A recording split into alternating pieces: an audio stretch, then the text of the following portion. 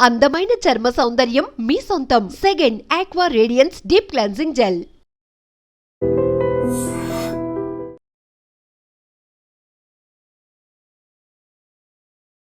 America ఎప్పుడైనా సరే America వెళ్ళాలి అనే వాళ్ళ సంఖ్య చాలా పెద్ద సంఖ్యలో ఉంటుంది. ఎందుకంటే ఇండియా నుంచి అమెరికాకు వెళ్ళే వాళ్ళ సంఖ్య వేలల్లో ఉంటుంది.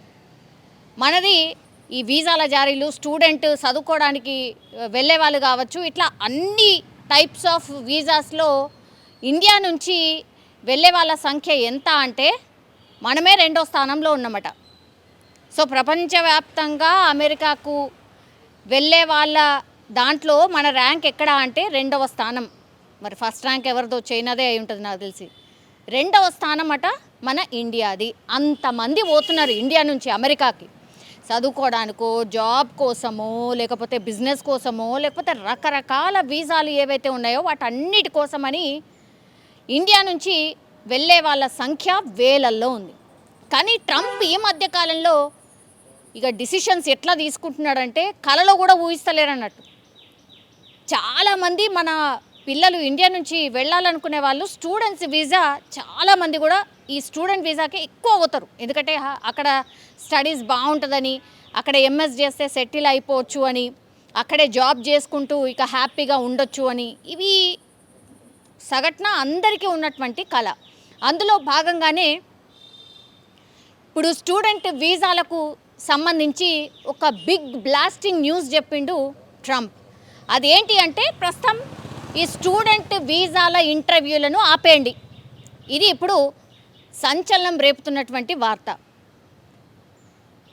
టోటల్గా ఇప్పుడు స్టూడెంట్స్ ఎవరైతే అమెరికాకు పోవాలనుకుంటున్నారో, ఇంటర్వ్యూల కోసం ఎవరైతే వెయిట్ చేస్తున్నారో వాళ్ళందరిది కూడా ఇప్పుడు ఈ స్టూడెంట్ వీసాకి సంబంధించిన ప్రాసెస్ మొత్తంగా ఆగిపోయింది. ఎప్పుడు స్టార్ట్ చేస్తారు ఏంది అనేది తెలియదు, ఇంకా హోల్డ్లో పెట్టేసిండ్రు కంప్లీట్లీ. సో ఇది బిగ్గెస్ట్ డిసిషన్ అనుకోవచ్చు, బిగ్గెస్ట్ ఒక రకంగా షాకింగ్ డిసిషన్ కూడా అనుకోవచ్చు, మన స్టూడెంట్స్కి అతిపెద్ద దెబ్బ అని కూడా అనుకోవచ్చు. సో ఇప్పుడు ఇది ఎందుకు చేసిండ్రు ఏంటి అన్నప్పుడు వీటిని ఇంకా కూడా కఠినతరం చేయబోతున్నారట. ఈ నియమ నిబంధనలు ఏవైతే ఉన్నాయో, స్టూడెంట్ వీసాని జారీ చేసేటప్పుడు ఏవైతే నిబంధనలు ఉన్నాయో వాటిని ఇంకా కఠినతరం చేయబోతున్నారు అనేది ఒకటి. ఆ తర్వాత ఇప్పుడు ఎవరైతే అమెరికాకి వెళ్ళాలనుకుంటున్నారో వాళ్ళందరి సోషల్ మీడియా అకౌంట్స్ అన్నిటినీ కూడా క్షుణ్ణంగా పరిశీలించిన తర్వాత మాత్రమే వీళ్ళకి ఇప్పుడు స్టూడెంట్ వీసాని జారీ చెయ్యాలి అనేటువంటిది డిసిషన్ తీసుకున్నారట. సో సోషల్ మీడియా ఖాతాలో ఏవైనా పోస్టులు అమెరికాకి వ్యతిరేకంగా అనుకోండి, లేకపోతే అమెరికా ఎవరినైతే వ్యతిరేకిస్తున్నారో వాళ్ళకు అనుకూలంగా అనుకోండి, ఇట్లా ఏవైనా సరే సోషల్ మీడియా ఖాతాలో ఏమైనా పోస్టులు పెట్టిండ్రా, అసలు సోషల్ మీడియాలో ఆయన ఏం చేస్తున్నాడు, సోషల్ మీడియాలో ఎక్కడెక్కడ ఏమేం పోస్టులు పెట్టిండు, ఎప్పుడెప్పుడు పెట్టిండు ఏంటి అనేది కూడా పూర్తిగా క్షుణ్ణంగా పరిశీలించబోతున్నారు. ఇంకోటి, సో ఇప్పుడు స్టూడెంట్ వీసాలు ఎవరైతే అమెరికాకు వెళ్ళాలనుకుంటున్నారో స్టూడెంట్ వీసా మీద వాళ్ళ ఇంటర్వ్యూలు పూర్తిగా స్టాప్ అయిపోయినాయి. ఎప్పుడు రీఓపెన్ అవుతుందో తెలియదు. ఇప్పుడైతే మొత్తం ప్రపంచవ్యాప్తంగా ఉన్నటువంటి ఆల్ ది ఎంబసీస్లో ఇప్పుడు no more interviews to go to America.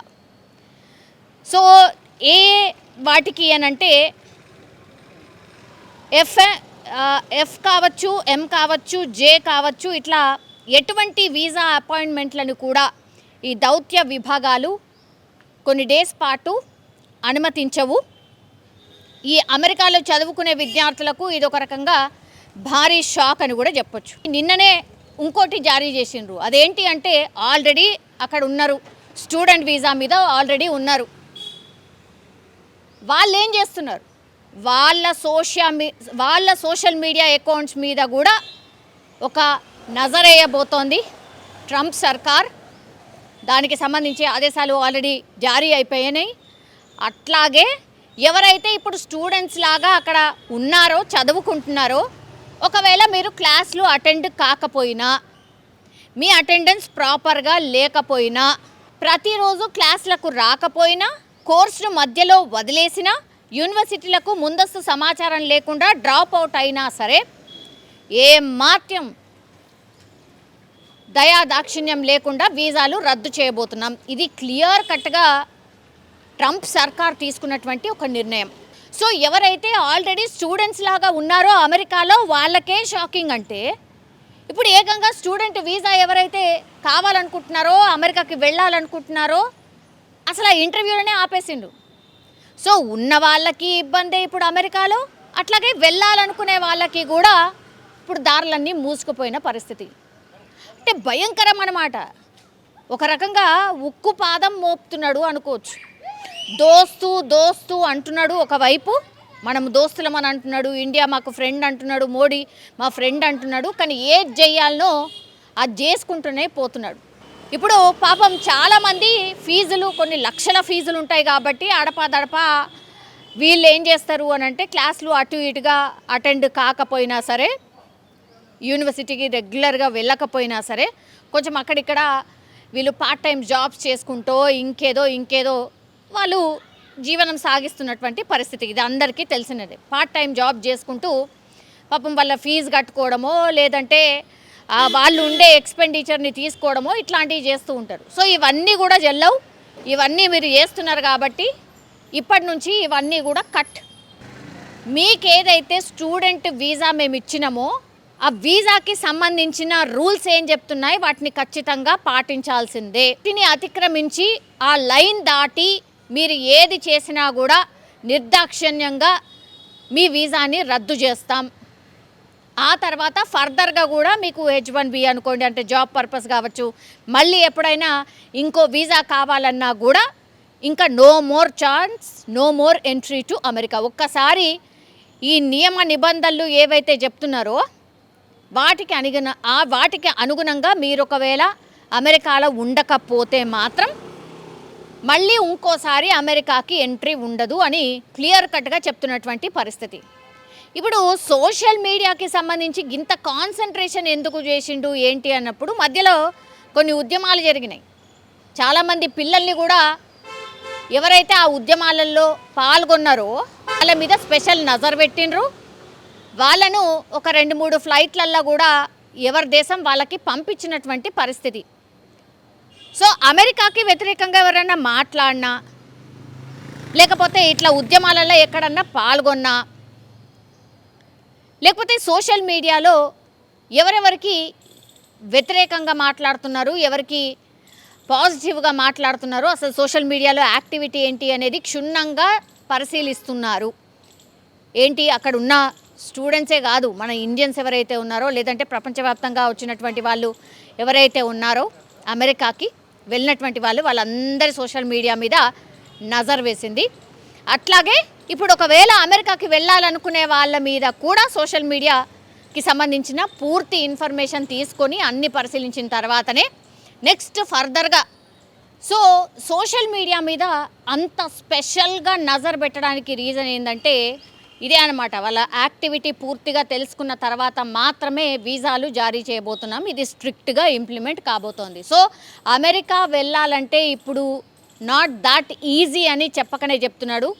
So ఒక రకంగా చెప్పాలంటే మరి స్టూడెంట్స్ వీసాకి సంబంధించిన ఇంటర్వ్యూలు ఆపేయండి అని చెప్పాడు అని అంటే ఓవర్లోడ్ అయిపోయింది, చాలా ఎక్కువ మంది వచ్చేసిండ్రు అమెరికాకి కాబట్టి కొన్ని రోజులు ఆపుదామనా, లేకపోతే ఇట్లా లాభం లేదు, నా కంట్రోల్లోకి పూర్తిగా సిస్టమ్ని తెచ్చుకోవాలి, ఇదంతా తెచ్చుకోవాలి కాబట్టి ఇదంతా చేస్తున్నారా అనేది అసలు రకరకాల విశ్లేషణలు అయితే వినిపిస్తున్నాయి. కానీ ఇప్పుడు మాత్రం ఒక రకంగా ఎవరైతే అమెరికాకి వెళ్ళాలనుకుంటున్నారో వాళ్ళకు మాత్రం బిగ్గెస్ట్ షాక్ అని చెప్పొచ్చు. అట్లాగే అక్కడ ఉంటున్న వాళ్ళకు కూడా అంత హ్యాపీ ఏం లేదు.